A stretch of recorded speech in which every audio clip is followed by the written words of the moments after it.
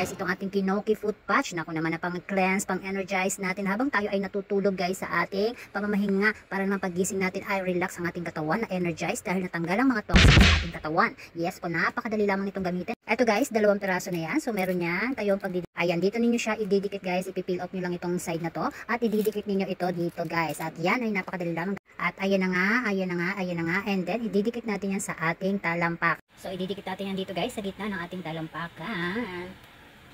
Ayan, gawin natin ito. Gawin ito. So patayo siya. Gawin natin siya ganito. And then, ayan, ididikit natin. Ayan, ganyan lamang yung guys. Kadali ikabit at ilalagay din natin ang ating kabila. So ito naman sa kabila. Ay, huwag nyo tatanggalin muna ito guys. Kasi ito parang magiging ano ninyo, hawakan ninyo. Para maidikit ninyo siya ng maayos. Ayan, nagdikit na sila tuloy. Yes. So ididikit natin sa ating kabila. Sa ating kabilang paa. Struggle tayo ngayon mag-video. Ayan. Ayan, kaya dapat nandito pa rin yung guys. Kasi ito ang magiging ano ninyo. Parang hawakan ninyo habang kayo ay nagdidikit. Para hindi didikit sa inyong mga kamay. Lahat ng mga patch na yan. So ayan guys.